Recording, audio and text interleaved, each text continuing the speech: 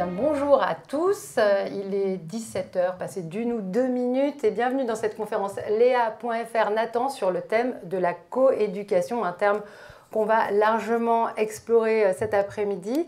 Léa.fr, c'est un laboratoire, une boîte à outils, une plateforme internet surtout, qui donne plein de ressources, de contenu aux enseignants et qui réunit actuellement, m'a-t-on dit, plus de 153 000 personnes. On est en direct sur Léa.fr. Il y a un public ici dans l'auditorium de Nathan et puis bientôt, cette conférence sera disponible en ligne, il faut le préciser. Cette conférence, elle va se dérouler en deux temps avec vous. Pierre Perrier, bonjour. Bonjour.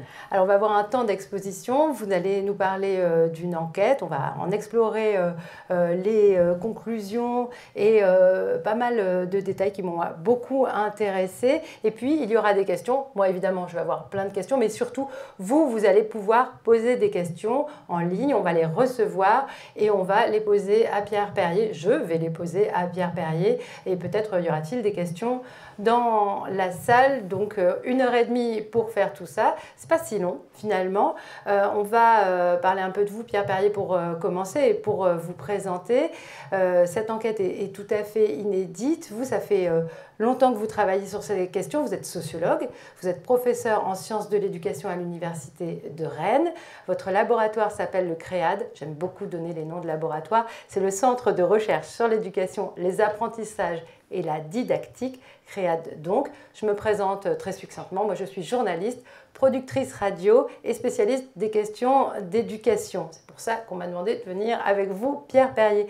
Un petit mot sur vos domaines de recherche depuis que vous travaillez sur l'éducation, Pierre Perrier. Principalement deux domaines de recherche. L'un porte sur les relations parents-école, on va les appeler comme ça. Bon, ça prend des formes différentes. On a parlé de partenariat, de coopération, coéducation. Donc j'ai étudié cette question depuis près de 20 ans maintenant, et en particulier dans les quartiers populaires de l'éducation prioritaire, en essayant de mettre en regard, en tension, le point de vue des parents et le point de vue des enseignants et des acteurs éducatifs plus globalement sur les territoires. Ça, c'est un premier axe de recherche avec des publications, notamment un livre École et familles populaires en 2005, et puis plus récemment Des parents invisibles, l'école face à la précarité familiale en 2019. Et puis l'autre axe de recherche porte sur le métier d'enseignant, plus particulièrement les professeurs débutants, donc dans le secondaire. Là aussi, davantage, ils le savent, pour ceux qui nous écoutent, dans l'éducation prioritaire et les académies dites déficitaires. Donc je travaille sur les problématiques très actuelles de l'attractivité, des logiques d'accès au métier, de la professionnalisation, de la construction des identités professionnelles et puis tout ce qui est de l'ordre de la gestion de la classe et des apprentissages au quotidien. Et vous avez aussi publié un ouvrage sur cette question, les enseignants débutants, que j'avais lu. Un mot sur la méthode de recherche. Alors, on va parler plus précisément de l'enquête, mais globalement, vous êtes un chercheur de terrain. Et même quand je vous en ai parlé avant, dans la préparation, vous m'avez dit, évidemment. Oui, alors chercheur en sciences humaines et sociales, pour moi et comme je crois pour la majorité de mes collègues, ça implique effectivement d'aller sur le terrain ou en tous les cas d'aller prélever les données auprès de ceux qui nous informent, hein, qui vivent les situations que l'on veut analyser. Donc ça peut être par questionnaire, ça peut être par entretien, par observation, par tout un temps parfois d'imprégnation sur le terrain pour faire des monographies d'établissement par exemple, pour vraiment rentrer un peu plus dans le détail, dans le quotidien de ce que vivent les acteurs dans les établissements scolaires. Dans les classes par exemple. Dans les classes, même si c'est plus difficile de rentrer dans les classes, mais au moins dans les établissements et en essayant de rassembler la diversité des points de vue. Mais effectivement, ça passe par l'enquête de terrain, par des techniques, par voilà, des dispositifs que l'on met en place pour recueillir ces données qu'on va ensuite traiter dans nos laboratoires, nos bureaux respectifs. Mais qui ne sont pas donc des endroits isolés de la réalité du terrain, et c'est toujours bien de le rappeler. On va passer à la présentation de cette enquête qui est un grand travail, un travail au long cours, et ça aussi on va le dire. Cette présentation, ça passe par plein d'explicitations. Le mot coéducation, d'ailleurs, ça va donner lieu à pas mal de réflexions. Mais d'abord, la méthode, je crois que vous vouliez commencer par ça parce qu'elle est très importante, la méthode pour cette enquête. Alors là, c'est une méthode d'enquête par questionnaire, des questionnaires qui ont été administrés en ligne. Donc ça repose sur la base du volontariat, hein, des personnes qui répondent aux enquêtes. Le questionnaire n'était pas trop long, une vingtaine de questions. Ils ont été plutôt bien remplis, donc ce qui est assez satisfaisant. C'est-à-dire qu'il y a aussi des questions ouvertes, les gens ont pu répondre, on va le voir tout à l'heure. Je crois que ce qui donne du poids à cette enquête, son intérêt, c'est aussi le nombre de répondants. On a plus de 1000 parents pour donc la partie famille et 2002 précisément enseignants, membres du site Léa, quoi. Parce que Léa, c'est une plateforme aussi où on va pouvoir continuer, mais ça on le redira après, à participer à cette enquête qui aura une suite. C'est un travail qui va se mener sur plusieurs années. Donc là, on est à la première étape, c'est-à-dire on va un peu défricher le sujet, on va essayer de le voir ensemble. Donc l'enquête par questionnaire, c'était voilà, dresser un premier tableau de la compréhension, de l'appropriation de cette notion d'éducation, quel sens ça a pour les différents acteurs, en mettant en regard donc, le point de vue des enseignants, le point de vue des parents dans leur diversité de niveau scolaire, les diversités aussi sociales et de niveau scolaire des parents. Tout le monde n'a pas le même capital scolaire et on va voir que ça a une importance dans ce qu'on comprend, hein, de la coéducation. Et donc cette première étape d'enquête par questionnaire va être prolongée par une étape plus qualitative où il s'agira de comprendre un peu les logiques des uns et des autres, de s'appuyer sur des expériences, le vécu, comme on dit, des acteurs lorsqu'ils ont voulu mettre en place des actions de coéducation, lorsqu'ils s'engagent dans la coéducation, dans ses différentes formes et manifestations. Mais on va y revenir, on va rentrer dans l'enquête. Je vous suis sur cette présentation. Pierre Perrier. D'accord. Ça c'est nous. Bon. Ça c'est nous, donc on est déjà présenté. Donc la méthodologie d'enquête, dans ces grandes lignes, je vous l'ai présentée. J'ajouterai juste que s'agissant des parents, donc, il y a une représentativité par catégorie socio-professionnelle et par région d'habitation. Après, donc, on a un éventail de parents ayant des enfants de la maternelle jusqu'à la fin du collège, pour différencier précisément maternelle, élémentaire et collège. On va voir que ce n'est pas sans importance. Et du côté des enseignants, vous voyez bien, on a tous les participants donc de la communauté Léa, prélevés dans cette communauté. Ces participants donc appartiennent à des établissements différents, secteur d'enseignement privé et public, collège, école maternelle, élémentaire bien sûr, aussi 8% de parents qui sont, d'enseignants qui sont dans l'éducation prioritaire. Donc ça c'est important d'avoir en regard les contextes jugés les plus difficiles. Et donc une diversité en termes d'ancienneté dans le métier, d'ancienneté dans l'établissement. Donc au-delà de ce qui est présenté ici, il y a tout un ensemble de variables, comme on dit, donc, qui nous permettent de qualifier les répondants et de rentrer plus finement dans un certain nombre d'analyses. On peut s'arrêter sur un point qui n'est pas un détail pour moi. 71% de femmes dans les répondants chez les parents, 92% chez les enseignants. À ce niveau-là, on pourrait dire les enseignantes, et tout féminisé. Qu'est-ce que ça dit pour vous de l'implication à la fois dans la coéducation et puis dans l'étude? Alors, s'agissant des enseignants ou des enseignantes, on pourrait le féminiser effectivement, qui sont là ultra majoritaires. De toute façon, il y a une féminisation qui se poursuit dans l'enseignement. Donc, on a 83-84% de femmes dans le premier degré. On est quasiment à 100% si on regarde le niveau maternel. Et s'agissant du secondaire, c'est à peu près 58%. Mais si on prenait que le collège, ce serait aussi un peu plus. Donc, on a une légère, je dirais, surreprésentation des femmes du côté des enseignants. Du côté des parents, effectivement, plus de femmes répondent. Je pense que celles qui nous écoutent ne seront pas très surprises au regard de leur investissement sur les enjeux scolaires et éducatifs, du temps consacré, des liens avec l'école et avec les parents. Alors après, c'est pas nécessairement parce que ce sont des femmes qui répondent qu'en leur nom propre seulement. Peut-être qu'il qu'il y a aussi derrière finalement un partage au sein du couple, enfin on peut le penser, qui fait que finalement les décisions, les pratiques sont plus discutées, même si en première ligne on a d'abord et surtout on le voit des femmes. Un petit sujet à creuser peut-être pour la suite de l'enquête. Oui, oui, il y en a bien d'autres. Alors, coéducation, de quoi parle-t-on? Et je crois que là, ça va être à la fois intéressant de proposer une définition, mais ce n'est pas univoque comme mot, puisque suivant à qui on parle, d'après ce que j'ai compris, les réponses peuvent être très différentes. Voilà, alors on a abordé le sujet en posant la question des significations spontanément attribuées à la notion de coéducation. Donc coéducation, vous pensez à quoi? Voilà, en 3 mots. Donc on a plus de 5000 mots pour les enseignants, plus de 2000 pour les parents, près de 3000 même précisément.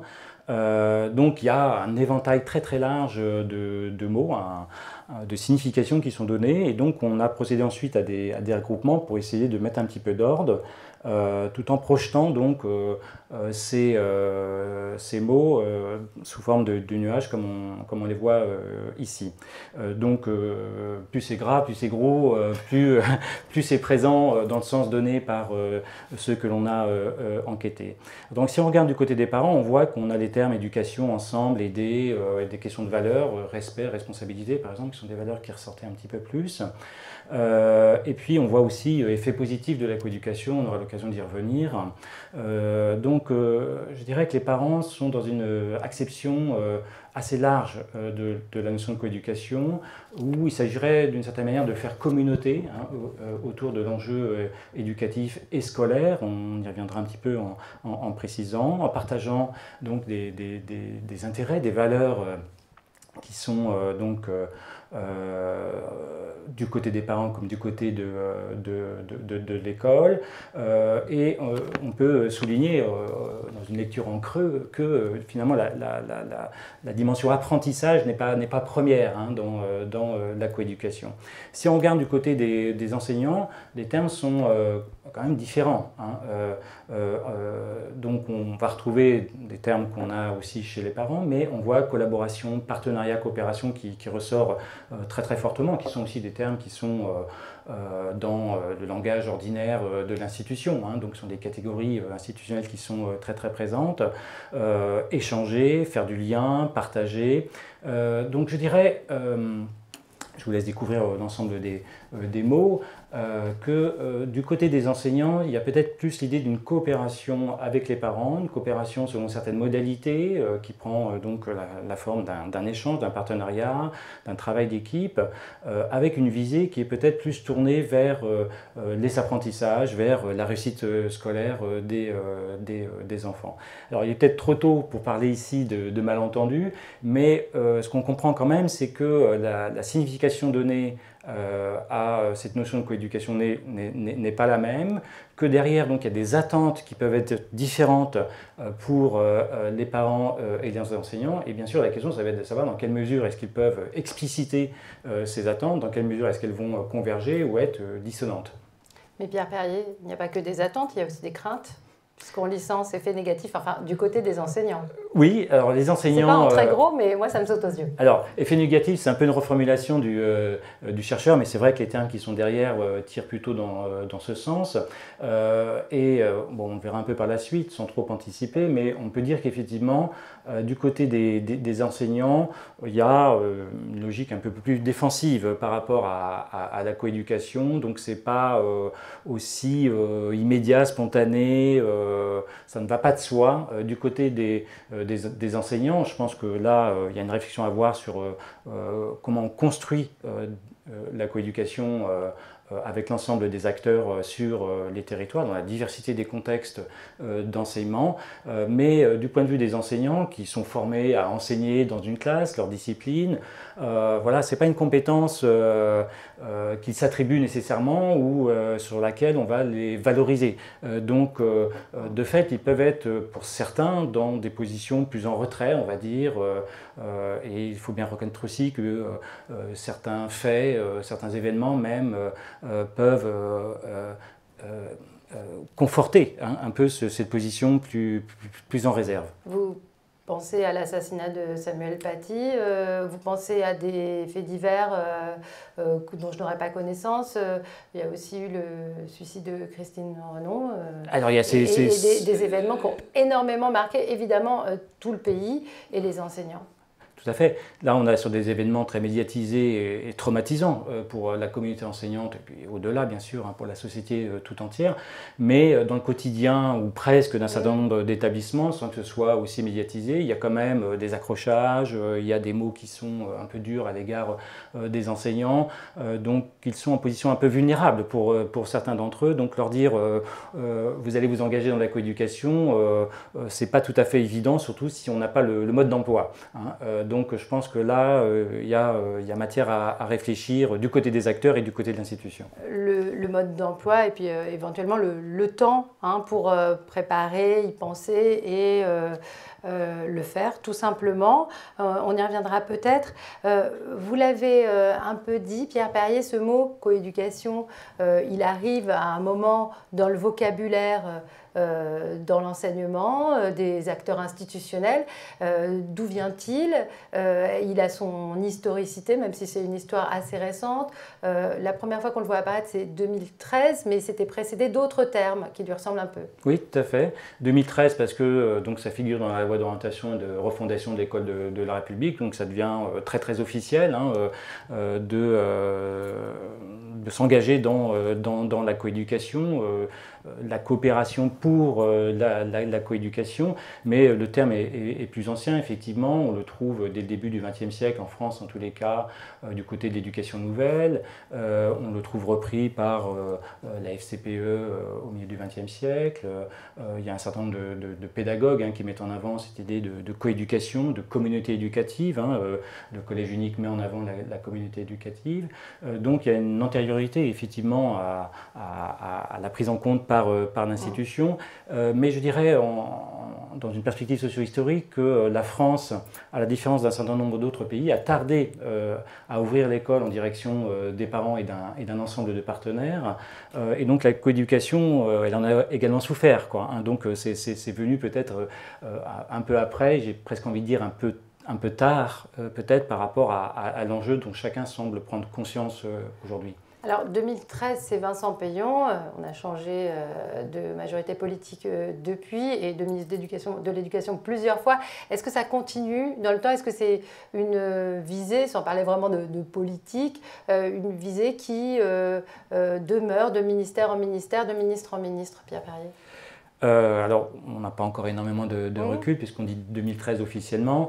Je pense que dans les pratiques, il y avait déjà des acteurs qui étaient engagés dans la coéducation, donc ils ont précédé, je dirais, la reconnaissance officielle par l'institution, même si on ne prenait pas nécessairement beaucoup en compte le travail qui était fait sur le terrain.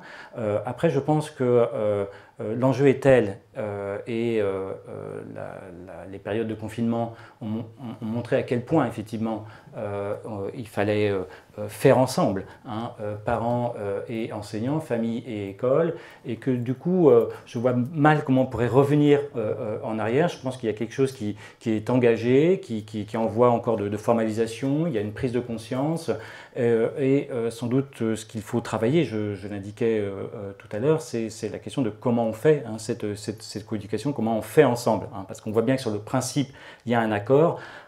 Sur les significations et les attentes, il y a sans doute là des petits points de désaccord, des malentendus possibles. Et quant à savoir comment on fait, je crois que là, il y a des chantiers ouverts.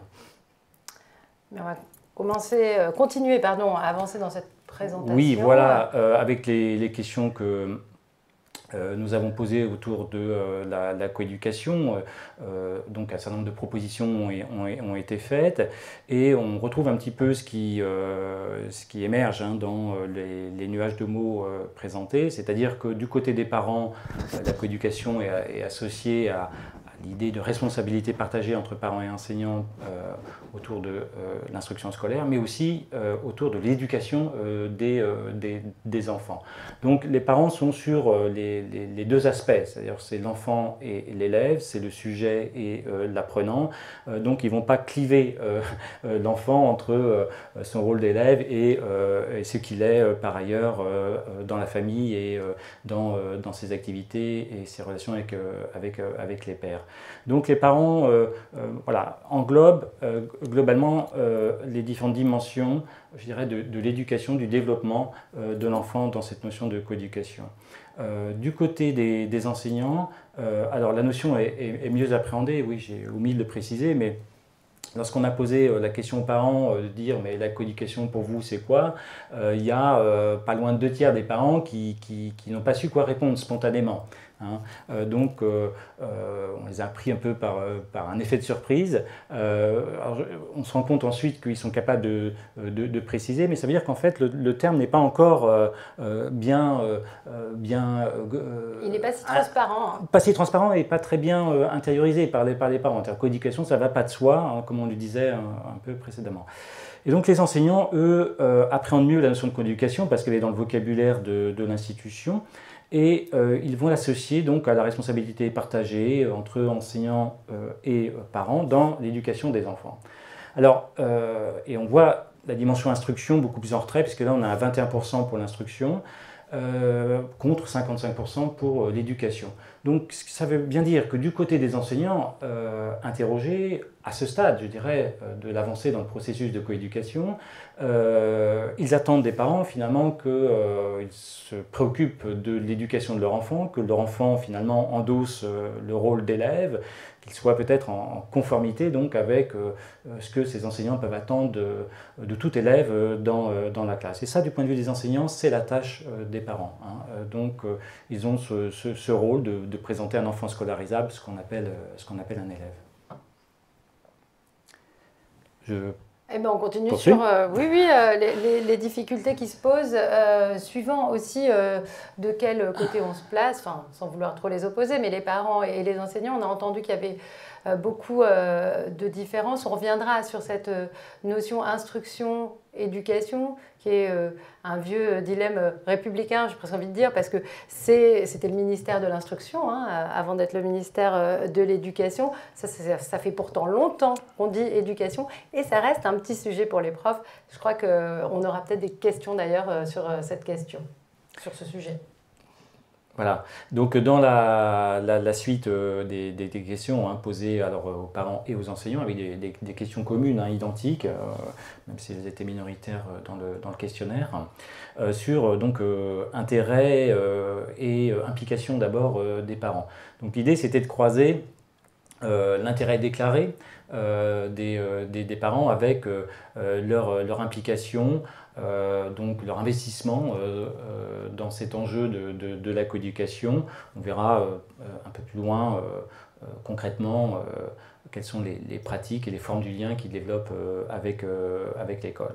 Donc ce qui ressort de façon assez évidente, c'est l'intérêt manifesté tant par les parents que par les enseignants. 80% des parents déclarent un intérêt, 94% des enseignants interrogés. Donc c'est massif, hein, donc on ne doute pas de l'intérêt, ce qu'on avait un petit peu tout à l'heure en parlant de l'adhésion sur le principe de la coéducation.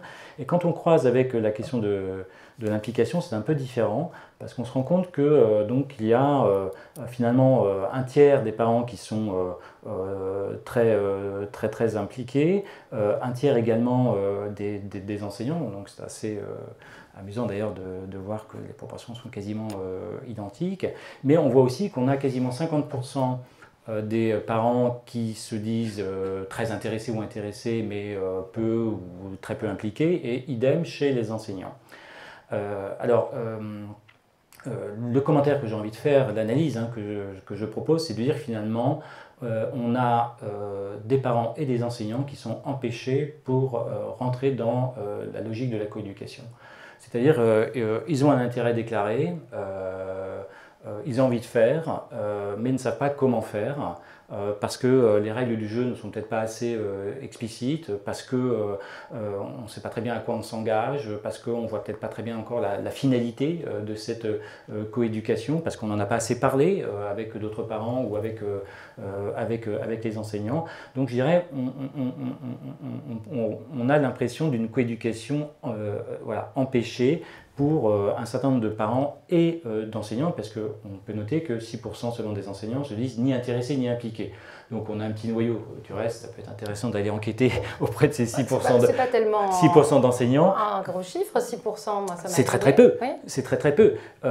C'est plutôt presque le 19% des parents ni intéressés ni impliqués qu'il faudrait aller étudier de plus près. Bon, on a quelques hypothèses parce que finalement quand on exploite, on voit qu'on a plutôt des parents dont les enfants sont au collège, plutôt des parents qui sont peu familiers de l'institution scolaire.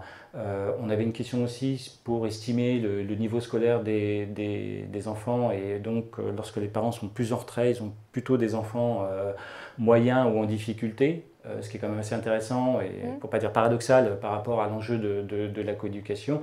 Donc c'est plutôt ce profil de parents que l'on a derrière ceux qui sont ni intéressés ni impliqués, même si ils restent minoritaires, mais il faudrait voir de façon plus contextuel, c'est-à-dire est-ce qu'il est minoritaire partout de la même manière, c'est pas sûr, peut-être que dans certains cas c'est un parent sur deux, peut-être que dans d'autres cas c'est 2 ou 3% des parents. On a des disparités contextuelles à mon avis très très fortes par rapport à cette question de l'implication des parents, plus que sur la question d'intérêt à proprement parler.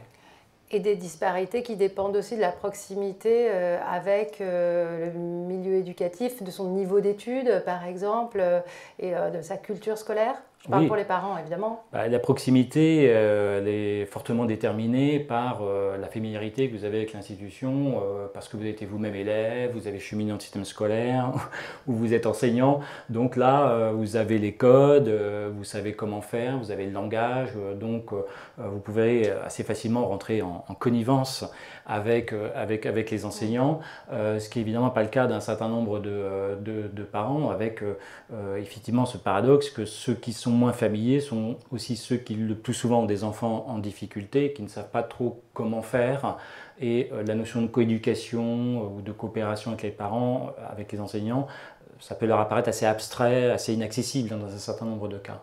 Donc là, je pense qu'il y a un enjeu en termes d'égalité des parents face à l'école et d'égalisation des chances des enfants et des jeunes dans leur scolarité. Et il y a un enjeu pour les enseignants à dire aux parents que s'impliquer dans la coéducation, c'est toujours mieux pour la réussite des enfants. Qui peut porter ce message à part les enseignants? Eh bien justement, c'est une des questions, c'est qui va porter le message de la coéducation, dans quels termes, comment communiquer sur la coéducation à l'adresse du plus grand nombre des parents et peut-être presque en ciblant ceux qui sont moins familiers de cette notion, de cette approche, de cette familiarité donc, avec l'institution scolaire. Donc je pense que là, il y a un gros chantier, un défi même, on pourrait dire, pour l'institution et ses acteurs. Et je suis certaine qu'on y reviendra dans la table ronde, voire dans les questions que nous aurons tout à l'heure. Je vous suis. Très bien, merci. Donc les bénéfices attendus de la coéducation, là on a un résultat fort dans la mesure où finalement il y a très très peu d'enseignants ou de parents qui pensent que la coéducation ne peut pas apporter des bénéfices. Alors des bénéfices de quelle nature, de quelle ampleur, bon la question reste à affiner, mais l'idée c'est quand même que la coéducation c'est associé à quelque chose de positif, à des effets positifs. Alors ce qui ressort beaucoup chez les parents, c'est quand même l'idée que l'enfant va être en meilleure situation dans ses apprentissages, que les parents vont pouvoir davantage accompagner, soutenir l'enfant dans ses apprentissages, qu'on va mieux repérer les difficultés. Les jeunes qui rencontrent des difficultés, c'est une préoccupation assez forte. Donc, a priori, la coéducation, elle ne peut être que bénéfique dans les représentations de la très grande majorité des parents. Et on a un peu la même chose du côté des enseignants, mais qui, de leur point de vue, attendent les parents pour faire ce qu'il faut dans leur logique d'enseignant pour aider dans les apprentissages, pour leur permettre de mieux comprendre les attendus des enseignements, mieux comprendre aussi peut-être les contenus, les programmes. Donc il y a l'idée de communiquer sur ce que l'on fait en classe et ce qu'on attend des élèves en direction des parents. Et là aussi, on peut s'interroger sur les modalités concrètes qui existent dans les établissements pour le faire. Les réunions parents-professeurs sont loin d'être suffisantes pour que tous les parents puissent comprendre ce qu'on attend des enfants dans la classe ou ce que l'on peut faire lorsque l'enfant est en difficulté. Oui, des réunions parents-professeurs où d'ailleurs on ne se rend pas forcément, où tous les parents ne peuvent pas se rendre. On peut aussi avoir des difficultés matérielles, l'école n'en est pas toujours consciente, mais vous avez écrit sur ce sujet, Pierre Perrier, un sujet sur lequel d'ailleurs on pourra revenir. C'est vraiment presque le point le plus intéressant, enfin là, ce chapitre de l'enquête, parce que finalement, si on arrive à éclairer finement ces difficultés, si on arrive à comprendre, on a déjà prononcé le mot malentendu, quelles sont les sources de malentendu ou d'incompréhension, où finalement on a l'impression de parler de la même chose, mais ce n'est pas exactement le cas, bah vous vous acquiescez. Donc là, on trouve des vraies solutions pour avancer. Oui, je pense qu'autour de la coéducation, il y a trop d'implicites.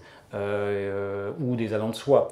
Donc on pense que les parents comprennent ou que c'est assez évident ou accessible. Et dès qu'on décortique un petit peu cette notion, ce qu'on a essayé de faire dans cette enquête, mais ce qu'on va prolonger de façon plus affinée par des entretiens, des études de cas, on voit que finalement, non seulement ce n'est pas la même chose, mais on ne s'engage pas de la même manière sur les mêmes choses, et donc il n'y a pas une correspondance parfaite entre ce que les enseignants attendent et ce que les parents peuvent ou ont faire ou envie de faire ou comprennent qu'il serait nécessaire de faire. Donc effectivement, les ajustements sont compliqués, et c'est d'autant plus compliqué qu'il faut, dans un certain nombre de cas, les faire dans un temps très court. Donc il y a des difficultés, voire des urgences, parce qu'il y a un souci de comportement, etc. Et puis voilà, les parents sont sollicités dans la coéducation. Je pense qu'on ne peut pas envisager la coéducation dans ces termes, c'est-à-dire dans une espèce de spontanéité, de réactivité permanente des parents, et donc ça implique tout un travail en amont pour construire cette coéducation. Ce qui est intéressant, c'est vraiment la question du temps. Parce qu'on n'a pas toujours beaucoup de temps quand on a par exemple plusieurs enfants, même quand on n'en a qu'un seul, suivant qu'on travaille ou non. On n'est pas forcément dans la même temporalité que les enseignants. Les rendez-vous parents-prof, c'est à certaines heures et tout. On a perdu de ce côté-là avec l'école le samedi, même si je n'ai pas envie de me lever le samedi matin, etc. Donc cette question du temps, est-ce qu'elle a été soulevée? Est-ce que ça va faire partie des choses que vous allez explorer? On va l'explorer effectivement, alors à la fois pour voir dans quelle temporalité une coéducation peut se mettre en place concrètement, à travers quelles actions, à travers quels moments. Donc voir comment c'est ponctué, est-ce que c'est plutôt en début d'année, en cours d'année, et voir ce qui déclenche la coéducation. Est-ce que c'est porté par des équipes pédagogiques, par un chef d'établissement? Est-ce que c'est le fait des parents qui mettent un peu la pression pour en savoir plus sur ce que fait leur enfant dans l'école? Ou est-ce que c'est à l'occasion d'incidents, de difficultés, où là on essaie de faire jouer la coéducation, mais en général ça ne fonctionne pas très bien, parce qu'on est d'emblée sur une situation problématique et les parents ne comprennent pas très bien pourquoi on les sollicite uniquement à ce moment-là. Donc effectivement, dans quelle temporalité on construit la coéducation en phase avec les parents dans leur diversité. Ça, c'est l'enjeu, c'est prendre en compte la diversité des parents. Tous ne sont pas dans la même temporalité, mais tous ne sont pas non plus dans les mêmes formes du lien, dans les mêmes façons d'interagir avec l'école. Donc c'est cette diversité qu'il faut prendre en compte, que certains prennent en compte. Je ne suis pas en train de dire que rien n'est fait, mais on voit bien qu'il y a un défi de taille sur certains territoires. On vous a parlé du numérique, c'est une petite question annexe, et des communications mail. Dans développer la coéducation, il y a des questions sur le numérique, tout à fait. Parce que c'est un outil qui est à la fois excellent et qui en même temps est très envahissant. Alors, difficultés de la coéducation à travers des freins, on va dire, pour la coéducation. Donc là, toujours un regard parents et enseignants. Donc quand on regarde les principaux freins, bon, sans surprise, les parents disent le manque de temps dont ils peuvent disposer, ou avec beaucoup d'indulgence, disent aussi le manque de temps dont peuvent disposer les enseignants. Alors, bien sûr qu'il y a un manque de temps, mais ça veut dire aussi que les temps qui sont proposés pour construire la coéducation ne sont peut-être pas accordés.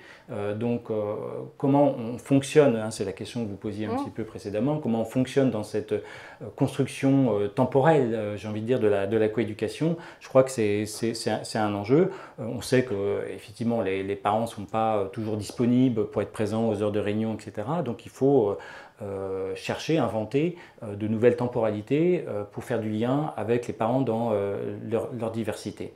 Alors, ce qui est intéressant et un peu surprenant quand même aussi, c'est le fait qu'on ait 40% des parents qui disent que finalement c'est le manque d'intérêt des autres parents. Donc un manque d'intérêt des autres parents. Alors je pense qu'ils préjugent plus qu'ils ne savent, puisque précisément l'enquête montre que la très grande majorité des parents est intéressée. Mais ce qui veut dire que pour certains parents, notamment des parents qui sont dans les associations de parents d'élèves, qui essayent de porter le message de la coéducation, c'est difficile d'avoir un effet d'entraînement de l'ensemble des parents d'une école et a fortiori d'un collège. Donc moi j'ai rencontré un certain nombre d'acteurs dans les associations de parents d'élèves et ils le disent volontiers, c'est-à-dire ils font des consultations, ils lancent des questionnaires, ils ont très peu de réponses, donc c'est un petit peu décourageant et c'est un peu ça que je perçois derrière cette idée que les parents manqueraient d'intérêt.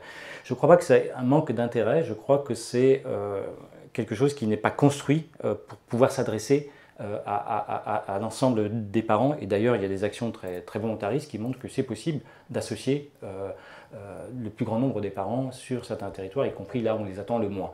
Donc, je pense qu'on peut renverser tout à fait l'analyse. Du côté des enseignants, on a une confirmation, j'ai envie de dire, de ce qu'on voit en filigrane dans les premiers résultats, c'est-à-dire qu'ils redoutent l'intrusion des parents.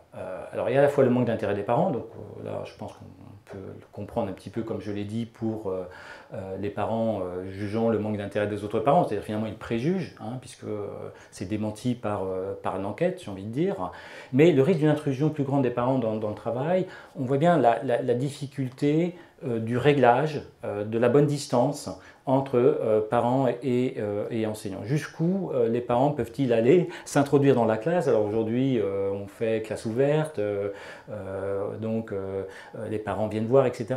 Mais bon, ça reste très ponctuel, très encadré. Donc la question, c'est jusqu'où les parents dans l'école, dans la classe, à quel moment de la vie scolaire. Donc je pense que là, il y a aussi quelque chose qui est à réfléchir, avec des enseignants qui peuvent être un peu en retrait ou sur la défensive, parce que parfois ils ont vécu des choses un peu difficiles, inexpliquées, où ils étaient seuls aussi, hein, sentiment de solitude hein, face à des difficultés rencontrées avec certains parents. Quel est l'enseignant qui n'a pas rencontré des difficultés à un moment donné ou à un autre avec les parents? Et je pense que ce qui aggrave cette difficulté, c'est le fait d'être isolé hein, pour traiter cette difficulté.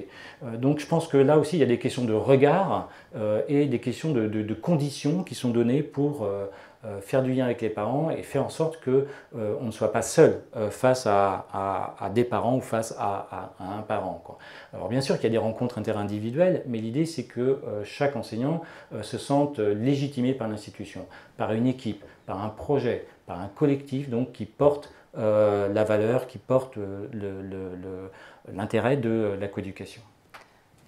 Alors j'ajoute, parce que c'est très intéressant, aujourd'hui sera votée la loi RILAC, qui est une loi qui modifie le statut du chef d'établissement. On parle du premier degré et ça va aboutir à une gestion un peu plus verticale. Enfin ça c'est ce qui dénonce un petit peu cette loi, mais en tout cas ça donnera un peu plus de leadership, là j'ai pas d'autres mots sous la main, au chef d'établissement par rapport aux enseignants. de toute façon, sans faire de commentaires plus avant sur cette loi, mais si on parle des directions, c'est aussi pour parler des établissements et de leur culture propre par rapport à cette question. Ça aussi, ça a son importance. Il y a des établissements où, sans que ce soit forcément une demande, ce sont des habitudes, des manières de faire qui se transmettent entre enseignants dans le premier degré, mais ça peut aussi exister dans le second degré d'ailleurs. Oui, oui. Je pense qu'effectivement, les contextes sont très contrastés. Donc les enseignants, les parents le savent bien, c'est très différent d'une école à une autre. Chaque école a son histoire, il y a des équipes, il y a une direction d'établissement, puis il y a une rotation plus ou moins forte de ces équipes qui peut déstabiliser d'ailleurs par rapport à la mise en place et au portage de projets dans la durée. Parce que parler de coéducation, c'est s'inscrire, vous parliez de temporalité, dans la durée précisément. Hein, ce n'est pas immédiat les effets de la coéducation, c'est quelque chose qui doit se construire à plusieurs, le plus grand nombre, pour avoir ses effets, mais c'est beaucoup de temps, c'est un investissement assez conséquent. Donc je pense que là aussi, c'est le fait de prendre à bras le corps au niveau des équipes et avec les chefs d'établissement la question de la coéducation, de façon à ce qu'elle ne reste pas le fait de quelques individus très volontaires. On a quelques exemples qui vont ouvrir des voies nouvelles. C'est très intéressant, mais il faut multiplier la possibilité d'œuvrer dans le sens de la coéducation. Et ça implique un portage collectif, ça implique des projets, ça implique une reconnaissance par l'institution et donc aussi des conditions données aux acteurs sur les terrains.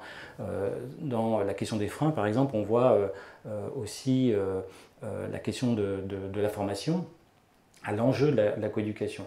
Les enseignants, on leur dit la coéducation, ils sont prêts à jouer le jeu, mais là aussi, il faut peut-être une formation, il faut savoir comment faire cette coéducation.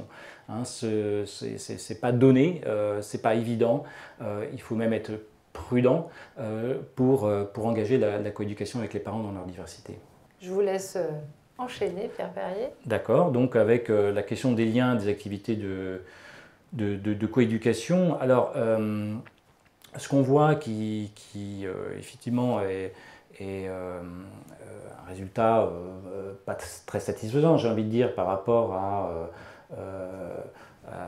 la perception, en tous les cas, que parents et enseignants peuvent avoir de la prise en compte de ce que disent justement les parents, dont on va penser qu'ils s'investissent dans la coéducation, eh bien, majoritairement, le sentiment que leur avis n'est pas pris en compte pour organiser la vie interne de l'école, dans la classe ou au collège. Alors, les parents le disent et les enseignants aussi. Hein. Donc là-dessus, ils sont assez en accord. Donc, ça nous dit que finalement, non seulement c'est difficile de s'inscrire dans la coéducation, mais qu'en plus, la voix des parents porte peu.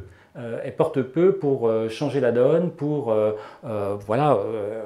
s'associer aux équipes pédagogiques, aux enseignants, pour voir comment améliorer les conditions et les chances des enfants et des jeunes dans leur scolarité. Donc la question de la prise en compte de la parole des parents est interrogée, je crois, à travers ce résultat. Quant aux activités de coéducation, finalement, j'ai été un peu déçu, je dirais, parce qu'on voit des choses très traditionnelles finalement. Visite de la classe en début d'année, la coéducation, c'est la préparation de la fête de l'école ou d'un spectacle, la présentation des personnels de l'école. Bon, tout ça, c'est ok, c'est nécessaire, ça fait un certain temps que ça existe, il faut le maintenir, mais c'est largement insuffisant. Je pense que si on veut penser la coéducation dans la diversité de ses formes et de ses objectifs, ça ne peut pas rester simplement à ce type d'activité. Donc on a l'impression qu'il y a des routines institutionnelles, des contraintes institutionnelles qui empêchent la coéducation de se déployer dans la diversité des formes et des actions qu'elle pourrait prendre, tant du côté des parents que, on va dire, des enseignants. Donc c'est un peu une interpellation qui est faite, à mon avis, au cadre institutionnel qui fige, qui contraint, où il y a peut-être, bon, en plus avec les périodes qu'on vient de traverser, évidemment, on peut comprendre, mais je crois que c'est antérieur hein, à ces périodes de confinement. Donc, vous voyez, un résultat comme 14% des enseignants qui disent qu'il y a peu d'activités de coéducation régulières dans leur école, c'est quand même très très peu. Hein. Ça veut dire que c'est quelque chose qui est très, très en retrait. C'est une vraie question culturelle, hein. On va y revenir parce qu'évidemment ça déclenche pas mal de réflexions sur ce qu'est l'école, ce qu'elle représente dans nos esprits et puis de quoi on a hérité tous. L'école évidemment a une longue histoire, on parlait élève-enfant, c'est pas toujours la même personne. Donc il y a des pistes pour développer la coéducation déjà. Oui, alors dans un dernier chapitre donc, de l'enquête, on s'intéresse à des pistes, ou en tous les cas à des propositions d'amélioration en vue d'une amélioration de la réussite des élèves, et puis on va voir un petit peu les différents supports. Donc, sans surprise, je dirais là pour le coup, enseignants et parents disent qu'il ne faut pas surcharger les classes. Hein. Effectivement, on sait que la taille des classes a une incidence sur les apprentissages de chacun des élèves dans la classe. Plus les élèves sont en difficulté, plus il est nécessaire de diminuer la taille des classes. Donc ça, c'est un résultat assez attendu et tout à fait confirmé, on va dire. Si on regarde après, ce qu'on voit, c'est quand même que la coéducation figure parmi les priorités que enseignants et parents mettent en avant pour améliorer la réussite des élèves.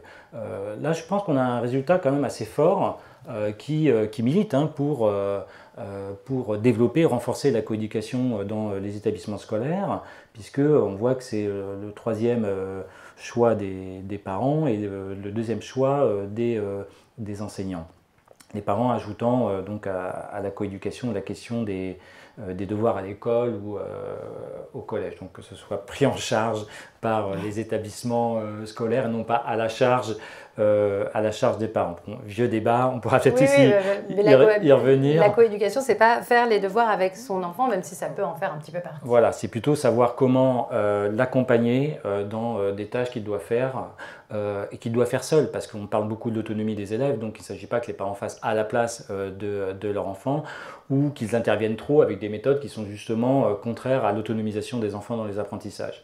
Donc on a des études là-dessus, on voit que les parents sont trop interventionnistes finalement. On peut citer Séverine Cacpeau et Patrick Craillou. Oui, sur les devoirs à la maison par exemple, ou des études plus didactiques qui montrent que les parents peuvent emprunter des méthodes qui sont contraires à l'objectif des apprentissages donc donnés par les enseignants dans telle ou telle discipline, quoi. Donc oui, il ne s'agit pas que les parents deviennent des auxiliaires pédagogiques, mais à ce titre d'ailleurs, ils souhaitent plutôt que ce soit ces devoirs pris en charge par l'école. Donc j'ajouterais volontiers, parce que c'est une pomme de discorde et ça revient sans cesse dans les débats, que les parents ne sont pas contre les devoirs. Ce qu'ils refusent, c'est d'avoir à les faire eux avec leurs enfants. Donc c'est pas tout à fait la même chose. Donc si l'école prend en charge les devoirs, ils sont plutôt pour, parce que ça renforce les apprentissages, donc ça donne plus de chance à l'enfant, ce qu'ils disent ici. Donc c'est dans ce sens qu'il faut comprendre, renforcer la coéducation avec les parents sur la question des devoirs. Du côté des enseignants, on voit donc la place faite à la coéducation, même si elle est en seconde position. Donc c'est un résultat qui confirme ce qu'on a pour le moment dans l'enquête hein, sur les premières questions. Pour finir sur les principaux résultats de l'enquête, s'agissant des moyens de favoriser les échanges parents-école, donc on a des parents qui sont soucieux des difficultés que l'enfant pourrait avoir. Donc l'idée c'est prévenir et de remédier aux difficultés que les enfants pourraient rencontrer par le biais de la coéducation. Et la conséquence très pratique, je dirais, de ça, c'est que les parents disent que pour développer la coéducation, il faut privilégier une application permettant d'échanger entre enseignants et parents. Donc les parents sont dans l'idée d'une interactivité entre enseignants et parents que les petits soucis soient communiqués aux parents. Donc là, il y a matière pour les développeurs sur les applications possibles, à condition qu'effectivement ce soit accepté aussi par les acteurs et les enseignants en premier lieu, mais on sait que ça existe, on sait que ça peut se faire. Parfois, c'est une initiative de l'enseignant. D'ailleurs, le confinement a montré que les enseignants prenaient leur téléphone, appelaient les parents et que dans la très grande majorité des cas, ça se passait bien. Donc ça a été presque une révélation, je dirais, pour les enseignants comme pour les parents, des enseignants découvrant finalement des parents très mobilisés sur l'enjeu scolaire et les parents découvrant des enseignants quand même préoccupés des apprentissages de leurs élèves et qui ne décrochent pas. Enfin, en tous les cas, j'ai des témoignages et on a des enquêtes qui... Il y a plein de témoignages très positifs et quelques-uns positifs. Négatifs, on doit être exact. Bien sûr. Mais c'est vrai qu'on a vu une mobilisation de la majorité des enseignants assez impressionnante et totalement improvisée, il faut le rappeler. Et des enfants qui se sont mis au travail chez eux. Oui, et puis on a vu que des parents qu'on disait injoignables, avec lesquels on ne pouvait pas échanger, finalement, l'échange a eu lieu à la faveur de la contrainte du confinement. Donc c'est possible. Donc le co-enseignement, puisqu'il s'agissait un peu de ça à ce moment-là, ou la co-éducation, elle est possible. Donc quelles sont les conditions, une fois de plus, quels sont les outils qui sont donnés aux acteurs, par quelle formation, pour être dans cette dynamique d'échange entre parents et enseignants. Un dernier mot donc sur les enseignants pour les propositions pour favoriser la coéducation. Donc il parle d'abord, on l'a vu d'entrée de jeu, que de la responsabilité des parents en matière éducative. Donc c'est quand même bien sur ce terrain, dans ce domaine de compétences que les parents sont attendus par les enseignants. Voilà, pouvoir faire la classe, pouvoir enseigner, pouvoir transmettre ces connaissances à des élèves qui ont acquis les règles, qui ont certaines dispositions pour les apprentissages. Donc c'est dans cette logique-là, avec des enseignants qui sont un peu moins favorable à l'application, ça ne va peut-être pas trop surprendre ceux qui nous écoutent, et plus favorable à un guide pratique, on va dire, de la coéducation, donc un peu le mode d'emploi que j'évoquais en introduction. Alors, on va poser les questions qu'on m'a envoyées. Et s'il y a des questions dans la salle, vous pouvez lever la main. C'est comme ça qu'on fait en général, comme en classe. J'indique une remarque de Laetitia, qui est parent élu dans son collège. On y organise des speed meetings avec les parents et les élèves de 4e, 3e pour parler de leur métier. Une initiative qu'elle trouve très belle et qui est assez rare, je partage son avis, pour... Voilà, avoir une présence des parents et puis pour les élèves, c'est toujours très chouette de rencontrer des adultes au sein du cadre scolaire. Je le dis parce que j'interviens aussi dans des établissements et c'est toujours très chouette de les rencontrer. Une question de Sabine qui est parent et aussi enseignante en Loire-Atlantique au collège. Vous avez parlé d'autres cultures dans d'autres pays et d'autres manières de faire. Est-ce que vous avez des exemples, Pierre Perrier ? Alors des exemples, oui, il y a un certain nombre d'exemples, mais une fois de plus, ce qu'il faut comprendre, c'est que la France, au nom d'une conception très républicaine, unificatrice de l'école, donc a été relativement fermée à l'égard des parents, donc elle a tardé à s'ouvrir, ce qui fait qu'on est un petit peu à la naissance peut-être de quelque chose de nouveau qui existe effectivement depuis un certain nombre d'années dans d'autres pays. Prenons le cas des États-Unis où voilà, les courants pédagogiques sont historiquement différents de ceux que l'on a développés en France. On va dire, pour simplifier, plutôt du côté de l'éducation nouvelle, plutôt du côté de l'expérimentation, plutôt du côté de l'expression des élèves, d'une co-construction, donc ce qu'on commence à faire en France. Et il y a aussi l'idée de la communauté éducative. Voilà. La communauté éducative, c'est l'ensemble des acteurs, parents et enseignants, mais aussi ceux qui interviennent. Ils sont de plus en plus nombreux à la périphérie de l'école, ou dans l'école parfois, des intervenants artistiques et autres, donc qui peuvent intégrer cette notion de communauté éducative où la formation de l'enfant, elle est approchée de façon globale. Donc c'est l'idée de l'éducation globale de l'enfant. Donc ça, on le trouve aux États-Unis. Donc du coup, les parents sont beaucoup plus présents dans les établissements, ou dans d'autres pays, on voit des lieux physiques d'échange parents-enseignants qui sont dans l'école. Les parents peuvent circuler, peuvent rencontrer. Et oui, c'est impensable là de dire ça dans le contexte français, même si avec les espaces parents, donc depuis 2015, on voit à petits pas quand même l'école faire place aux parents, une place physique, une place symbolique en même temps, où effectivement ils vont pouvoir développer des activités, parfois dans une forme d'autonomie, parce que les cafés des parents, il n'y a pas toujours des enseignants, il n'y a pas toujours des représentants d'ailleurs de l'institution scolaire, mais c'est plutôt bien, parce que c'est un premier pas pour un certain nombre de parents. Donc on voit qu'à travers ces initiatives qui sont très contrastées, hein, à la fois dans la mise en place, mais dans le succès. Les cafés des parents, certains sans doute de ceux qui nous écoutent, on diront mais là il ne se passe pas grand chose, et puis dans d'autres cas ça fonctionne très très bien. Donc tout ça est à analyser, hein, pourquoi ça marche si bien parfois et si difficilement dans d'autres contextes. Mais à petits pas, on progresse vers l'acceptation des parents dans les établissements scolaires, avec une dynamique d'échange avec les enseignants et plus globalement les acteurs sur les territoires. Après, il y a beaucoup d'actions qui sont menées effectivement dans des pays de traditions un petit peu différentes, en Europe du Nord ou même en Allemagne. Il faut savoir que par exemple dans le secondaire en France, on a des conseillers principaux d'éducation, dont le rôle c'est d'animer la vie scolaire, faire du lien entre l'école et les parents notamment, donc ils sont les premiers informateurs d'ailleurs des parents sur les soucis scolaires ou les retards, les voilà, les sanctions, les parents sont convoqués, c'est pas toujours très très agréable. Mais les CPE ça n'existe qu'en France.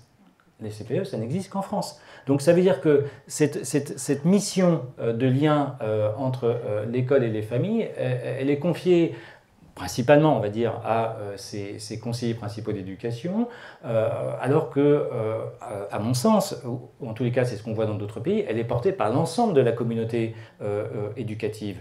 Et donc, du coup, il n'y a pas cette césure qui persiste en France entre enseignement et éducation. Il y a donc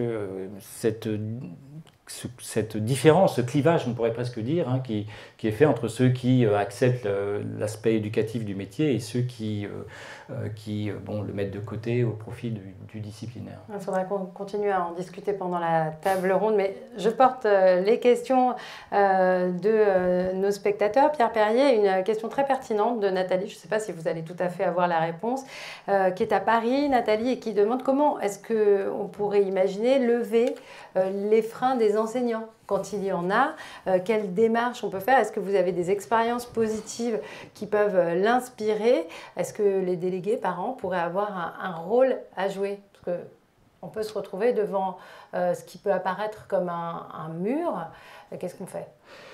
Alors moi je pense qu'il ne suffit pas de dire que, comme on le lit dans la loi de 2013, que la coéducation c'est un enjeu. Il faut dire comment on va le traduire au quotidien dans les établissements et dans le métier des enseignants. Et je pense que cette traduction en pratique, je dirais, et en objectif aussi d'ailleurs, elle reste à faire. Alors c'est bien de laisser de l'autonomie aux acteurs, mais il faut leur donner aussi les conditions de cette autonomie.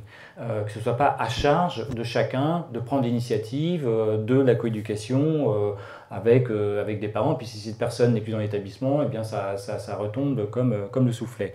Donc ça, c'est pas satisfaisant. Ce qui veut dire qu'il y a un enjeu de reconnaissance institutionnelle, il y a un enjeu de conditions données par l'institution pour que les équipes, avec les directeurs d'école, les chefs d'établissement, puissent porter un projet qui, à mon sens, puisqu'on parle de coéducation, et ça c'est un point très important, doit être élaboré conjointement par les parents et par l'équipe pédagogique.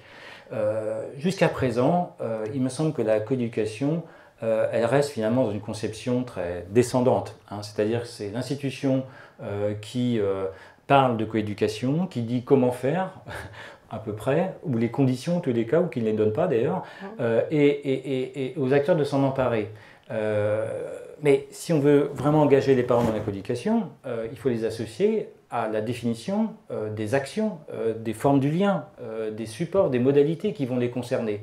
Et là, on va découvrir qu'il y a des voies nouvelles à ouvrir, des espaces à ouvrir pour créer du lien avec les parents dans leur diversité. Les parents disent volontiers qu'ils ne se sentent pas associés. Finalement, on leur demande de se conformer à un rôle, j'ai écrit pas mal là-dessus, ce que j'appelle la norme du parent d'élève, qui implique un certain nombre de compétences que tous les parents ne possèdent pas, qui se trouvent donc du coup en difficulté, et ils ne participent pas à la définition des projets. On demande, c'est très implicite, hein, on le redit, c'est pas une demande qu'il faut formuler. Voilà. Ouais. Ils ne participent pas à la définition des projets, alors qu'on sait aussi que du côté des théories de ce qu'on peut appeler l'agir communicationnel, c'est-à-dire l'engagement, l'expérience dans l'échange, eh bien, plus on est associé à ce qui nous concerne, plus ça fait sens pour nous. Donc là, on a l'impression qu'on demande aux parents de passer là par la petite porte pour rentrer dans le jeu de la coéducation que l'institution a construit sans clairement dire comment faire. Alors, c'est intéressant de voir apparaître des questions sur le temps, j'en ai parlé. On me demande d'éclaircir ce que j'ai dit sur la temporalité. Donc, en fait, la temporalité, c'est juste qu'on n'a pas du tout les mêmes horaires de travail. Il y a des parents qui peuvent travailler tôt le matin, tard le soir, qui peuvent travailler à des horaires décalés qui les rendent difficilement accessibles dans la journée. Donc, c'est ça ce que je voulais dire par temporalité. Et qui peuvent aussi ne pas avoir conscience que des enseignants n'ont pas envie de recevoir des mails tard le soir ou tôt le matin ou la nuit, parce que c'est le problème avec Internet. Et puis, Jeanne, qui est enseignante hors de France, je ne sais pas où, nous dit, mais on a trop de tâches, en fait. Il y a une diversification des tâches dans l'enseignement qui rend difficile l'organisation des journées. Et puis, si on n'a pas un temps dédié pour faire quelque chose, ça peut s'avérer totalement chronophage. Je vais un peu au-delà de sa question. Je crois qu'elle n'a pas écrit tout ça, mais c'est ce que ça veut dire. Mais écoutez, vous avez répondu à sa question. Ah non, mais c'est votre réponse qui m'intéresse. Ouais, elle n'est pas très différente de la vôtre. Donc c'est plus un complément où je dirais que oui, les enseignants qui nous écoutent le savent bien, il y a une extension, une diversification des missions. Donc ils peuvent avoir le sentiment, à juste titre, que la question des relations avec les parents, la question de la coéducation vient s'ajouter sans que les conditions soient réunies pour qu'effectivement ils puissent s'engager de façon pertinente dans une démarche de coéducation avec les parents dans leur diversité. Donc à nouveau, c'est la question quand même des conditions données par l'institution pour rendre possible cette coéducation sur le terrain, j'ai envie de dire sur les terrains, hein, si on prend en compte la diversité des contextes. Alors justement, ça c'est peut-être quelque chose qu'il faut réfléchir, c'est-à-dire que la coéducation, elle est déjà très engagée dans certaines écoles, peut-être au-delà d'ailleurs de ce que des enseignants pourraient souhaiter, parce qu'il y a des parents un peu colonisateurs parfois, qui sont limite dans une forme de contrôle de l'intérieur de l'institution, de ce que fait l'enseignant, de ses méthodes, etc. Et puis il y a l'inverse, c'est-à-dire des parents en retrait, hésitants, dont l'enquête montre qu'en fait, c'est pas qu'ils sont désintéressés ou démissionnaires, comme on l'entend dire parfois, mais qu'ils ne savent pas comment faire. Et donc l'enjeu, c'est de pouvoir prendre la mesure de ce dont ils sont capables pour les associer dans une coéducation qui sera conjointement construite entre école et parents. Alors comment fait-on sur le terrain? C'est un peu la question que j'ai envie de renvoyer aux acteurs. Ce n'est pas mon rôle de dire comment ils doivent faire, mais s'il n'y a pas un minimum de conditions, de temps, de moyens, de reconnaissance donnée sur le travail qui est fait, je veux dire, ça peut difficilement être porté, quoi. J'ai une question très intéressante d'Emmanuel, qui est en Corrèze, sur le harcèlement. En fait, le harcèlement, c'est une cause dont on parle énormément. Il va y avoir cette année un film. On sait qu'il y a des associations très mobilisées sur le sujet. Le ministère a créé une journée du harcèlement. Pourtant, parfois, et là on le voit, il y a un harcèlement plus ou moins importants, évidemment, suivant les collèges, mais des élèves de 6e, les 2010, je ne sais pas si vous en avez entendu parler. Et donc, c'est typiquement le genre de sujet sur lesquels on a envie d'intervenir en tant que parent. Et en fait, même pour porter cette question précise et grave, c'est très compliqué. Mais typiquement, ce sont des sujets sur lesquels les parents aimeraient pouvoir échanger entre eux et échanger avec la communauté éducative. Donc, comment est-ce qu'on organise des temps communs où quelques parents, quelques enseignants, des acteurs sur les territoires, travailleurs sociaux, animateurs socioculturels et autres, parce qu'ils ont tous un rôle à jouer. Hein. On voit le rôle de médiation hein, de ces acteurs, surtout sur des enjeux de cette nature. Hein. Je crois qu'il faut éviter ce dualisme, cette confrontation parfois entre école et parents. Donc il faut trouver des tiers pour faire du lien sur les territoires, et ça se fait, hein, mais sans doute il faut le réfléchir davantage. Et donc, les parents sont preneurs de temps d'échange, de formation, ils le disent dans l'enquête. Hein. Alors, bien sûr, pour savoir comment aider leur enfant, mais pour pouvoir tout simplement parler aussi des difficultés qu'ils rencontrent dans l'éducation de leur enfant.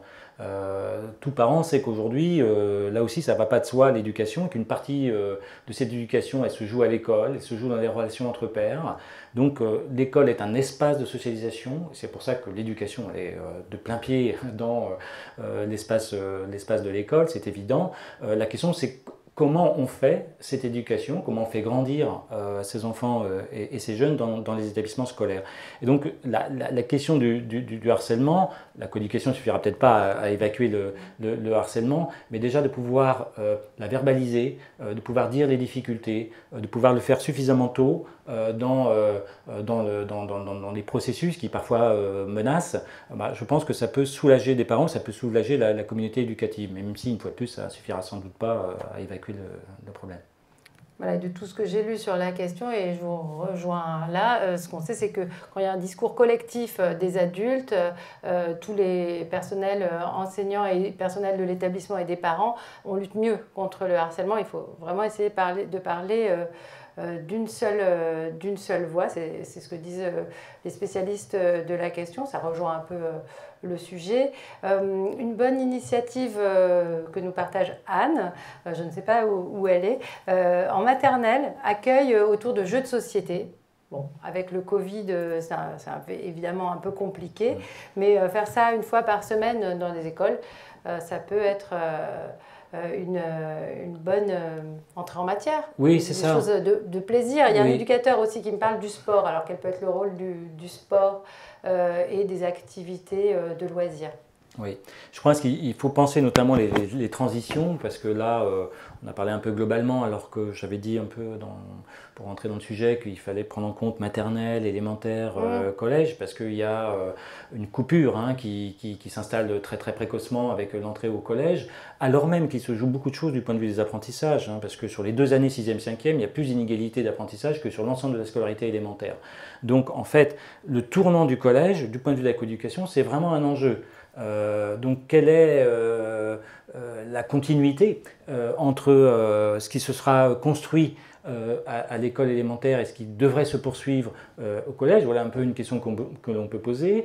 Il y a une certaine continuité entre maternelle et élémentaire, parce que souvent c'est dans les mêmes établissements où les équipes se connaissent, les parents sont Les parents ne vous ont pas parlé du fait qu'on ne rentrait plus dans l'école, pour être moi-même une usagère de ce genre d'endroit. Quand on arrive au CP, la porte ferme, on a le droit de rentrer le premier jour.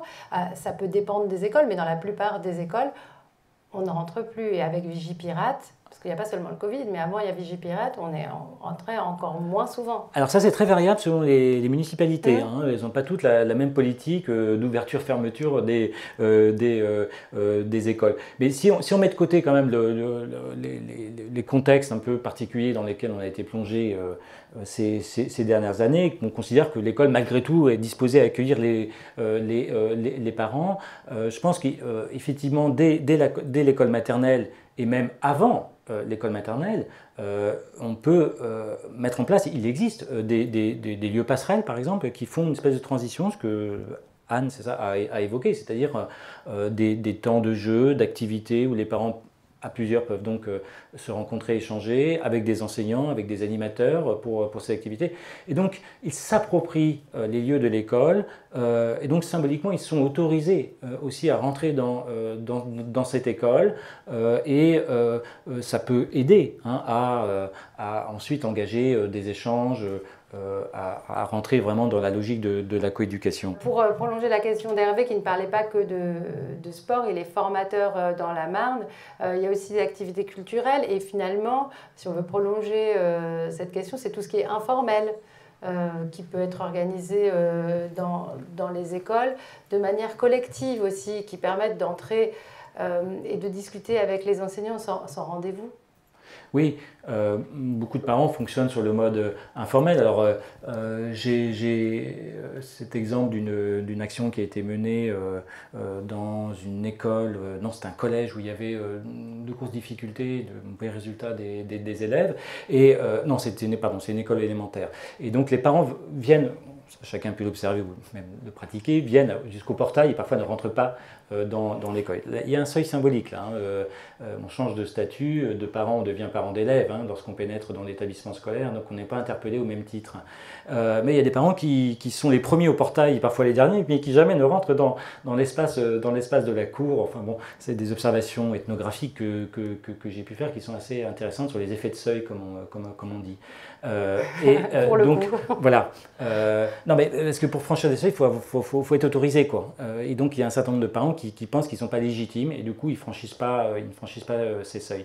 Et donc des enseignants, on le voit ça, des enseignants vont au-devant des parents, eux-mêmes vont au portail et l'échange informel au portail, bon c'est quand même parfois un petit peu limité. Et donc ce qui se passe c'est qu'ils ont des billets de rendez-vous, donc ils donnent des billets aux parents pour dire convenons d'un rendez-vous, on va pouvoir échanger un peu plus. Donc des parents qui ne prendraient pas leur téléphone, des parents qui n'enverraient pas un mail, des parents qui ne rentreraient pas dans une demande explicite de rendez-vous, sont en fait aidés par ces billets de rendez-vous pour convenir d'un échange avec l'enseignant. Et donc ça a plutôt bien fonctionné. C'est un des dispositifs qu'ils ont mis en place, il y en a eu bien d'autres dans ces établissements, et du coup les choses ont sensiblement changé. Le climat scolaire s'est amélioré et les résultats aussi. Ça me fait penser qu'il y a des ethnologies de la porte, en fait, parce que la porte, ça n'a pas toujours existé dans l'histoire des êtres humains, et ça crée des séparations entre les gens. Vous allez me dire, c'est fait pour ça, mais ça peut susciter pas mal de réflexions sur ce fameux seuil au propre et au figuré. Sandra, qui est parent et qui est parent d'élèves, me demande comment on peut être formé à la problématique de la coéducation en tant que parent d'élèves. J'ai envie de lui dire d'aller sur léa.fr, mais est-ce qu'il y a d'autres manières de lire aussi des ouvrages accessibles? Évidemment, vous avez publié des ouvrages assez savants, enfin moi j'aime bien, je trouve ça très instructif. Qu'est-ce qui peut former les parents aujourd'hui? C'est un peu une conséquence, on va dire, qui pourrait donner toute sa valeur aussi à ce travail. C'est d'élaborer, sinon un guide, du moins des réflexions, des pistes pour savoir comment s'orienter face à cet enjeu de la coéducation, avoir des principes pour l'action, pour ensuite pouvoir les décliner sur les territoires. Donc je pense qu'il n'y a pas de recette. Voilà. Modestement, je dirais ça, il n'y a pas de recette, mais il y a peut-être des principes sur lesquels il est intéressant de réfléchir pour que les acteurs s'en emparent et qu'une fois de plus, sur les territoires, dans la diversité des positions, des attentes des uns et des autres, dans cette notion de communauté éducative qu'il faut créer, qu'il faut entretenir aussi, il faut la faire vivre, cette communauté sur les territoires, il est possible là de réfléchir à des manières voilà, de construire la coéducation. Et je pense qu'il n'y aura pas la coéducation de la même manière d'une école à une autre, d'un collège à une autre. Les parents ne sont pas les mêmes, l'histoire de cette école n'est pas la même. Parfois, il suffit quelques figures un peu qui jouent un rôle un peu d'entraînement de l'ensemble pour que voilà, ça prenne une certaine orientation ou une autre. Et on a des exemples assez précis là-dessus, sur cette dynamique qu'il peut prendre localement sur la coéducation. qui est une dynamique très humaine. Oui. Stéphane, enseignant dans le secondaire, me demande si justement, est-ce qu'il n'est pas un peu tard quand on arrive dans le secondaire pour établir la coéducation, si elle n'a pas existé avant, sinon existe-t-il des ficelles, je reprends son terme, mais j'aime bien en fait à ce niveau-là. Je dirais, pour répondre à cet auditeur, qu'il a tout à fait raison. C'est-à-dire qu'évidemment que ce n'est pas au moment de l'entrée dans le secondaire qu'il faut se dire bon, comment on va faire de la coéducation avec les parents. C'est-à-dire qu'il faut que le principe de la coéducation soit déjà en place dans les pratiques ordinaires, dans le rapport à l'école des parents, dans le rapport des enseignants vis-à-vis des parents. C'est-à-dire que effectivement, ce soit un des leviers pour les apprentissages, pour l'éducation, pour l'intégration aussi des enfants qui ne décrochent pas de l'école. C'est un des leviers, ce n'est pas le seul, bien sûr, mais plus tôt on le mettra en place, plus tôt il sera, je dirais, construit et manié par les parents, plus on a de chances que du coup, ils l'attendent aussi au collège. Donc voilà, dans un espoir peut-être utopique, je pourrais dire que c'est les parents qui doivent faire pression un peu sur l'école pour dire on veut rentrer dans la coéducation, quoi. Donc charge à l'institution ensuite de donner aussi les moyens pour co-construire avec les parents. Faire pression. Je sais pas, il faudrait avoir des enseignants pour réagir, mais pareil, on y reviendra dans la table ronde, je précise la date, le 20 octobre, mais je leur dirai à la fin. Deux questions, enfin réflexions sur le numérique. La réflexion, elle vient d'Élodie, qui est enseignante, qui dit l'ENT, donc l'espace numérique de travail. C'est très pratique, avec un cahier de vie en ligne et beaucoup de communication entre les parents et les enseignants. Il faut dire que en fait, ces espaces numériques de travail sont beaucoup moins répandus dans le primaire que dans le secondaire. Dans le secondaire, il y a Pronote, pas seulement Pronote, il y a d'autres. Enfin, comme moi, j'utilise Pronote, je connais plus les noms des autres, mais dans le primaire, il y a parfois Cartable, parfois d'autres logiciels qui peuvent exister, mais c'est beaucoup plus rare. Est-ce que c'est un outil, à votre sens, à développer? Là, je pose une question par rapport à sa réflexion. Et puis Céline, qui est parent et directrice d'école, vous demande d'approfondir la question autour du numérique, coéducation et numérique, frein ou outil. Alors, je ne suis pas un spécialiste du numérique, je ne peux pas être spécialiste de tout, sinon je serais spécialiste de rien. Donc, sur le numérique, moi, ce que je crois comprendre des recherches que j'ai menées et aussi à travers cette enquête, on voit quand même que la question de l'outil numérique, il est mis en avant par les parents pour faire de la coéducation. Mais le numérique seul ne suffira pas. Donc pour s'adresser à la diversité des familles, il faut penser la diversité des formes du lien, la diversité des supports qu'on va utiliser. Il y a des parents, ils fonctionnent sur l'échange par la parole. Dans les cultures populaires, c'est plutôt ça qui domine plutôt que l'écrit qui est jugé froid par les parents, alors que la parole c'est jugé chaud. Le numérique, ça peut tout à fait fonctionner, mais voilà, il ne faut pas penser cette coéducation à travers un seul outil, dans une seule forme du lien, dans une seule temporalité, on l'a un petit peu évoqué, parce que pour toucher la diversité des familles, il faut diversifier précisément les modalités. Mais quand même, on peut dire que le numérique a certainement un rôle très très important, et à mon avis qui va être de plus en plus important, à jouer dans le lien entre parents et école. Donc les parents reçoivent des informations sur leur téléphone, reçoivent aujourd'hui des images des sorties de classe, alors ça se fait un peu plus dans le secteur d'enseignement privé que dans l'enseignement public, et donc il y a voilà, des informations, des moments qui par délégation sont partagés via cet outil. Et ça, je crois que c'est quand même intéressant. Hein. C'est-à-dire qu'effectivement, là, on joue sur une carte un peu de proximité. Alors, on ne peut sans doute pas aller trop loin dans la proximité, parce que je pense que l'école et la classe, les enseignants le diront mieux que moi, il y a besoin aussi d'avoir une forme de clôture symbolique, tout au moins, hein, pour le temps des apprentissages, pour les enseignements. C'est la responsabilité de l'enseignant, mais il faut aussi tisser ces liens avec les parents et pas rester effectivement dans les murs de l'école et dans la classe avec la culture de la porte fermée, comme on dit. On revient aux portes. Alors une question de Pierre Axel, et je dois dire que je l'attendais un petit peu. Il est professeur en collège à Bayonne. Quel rôle a selon vous, Pierre Perrier, l'élève dans cette relation qui se tisse entre les parents et l'enseignant? Alors voilà, quelle place fait-on à l'enfant? Alors j'ai envie de dire, merci pour cette Ça fait question. longtemps que j'avais envie de la poser, mais j'ai beaucoup parlé au début. C'est pas la plus facile. Quelle place fait-on à l'enfant? D'abord, se rappeler que finalement, cette coéducation, c'est pour l'enfant, ses apprentissages, son éducation. Donc, elle ne doit pas être une communication, je dirais, pour simplement gratifier les parents ou les enseignants réciproquement. Mais derrière, il y a un enjeu d'apprentissage, un enjeu de réussite scolaire, un enjeu d'égalité des chances, hein, donner plus de chances à ceux qui en auraient le moins par le biais de la coéducation. Donc je pense que cette finalité, elle doit être rappelée pour ne pas s'égarer dans des activités ou de la communication qui finalement perdent un peu de vue l'objectif principal. Après, quelle place faire à ce sujet apprenant qu'est l'enfant élève? Précisément le considérer comme un sujet, non pas comme un acteur passif qui est juste là pour faire de la représentation. Vous savez, ces réunions où il est là, donc vous avez les parents et les enseignants qui voilà, le toisent pour lui dire « t'as bien compris ce qu'on t'a dit, on compte sur toi », etc.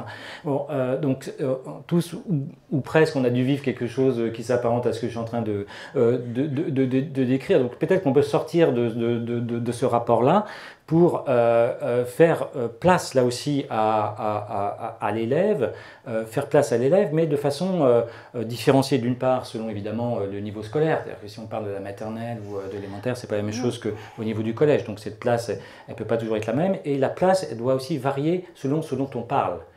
Qu'est-ce qu'on met dans la coéducation?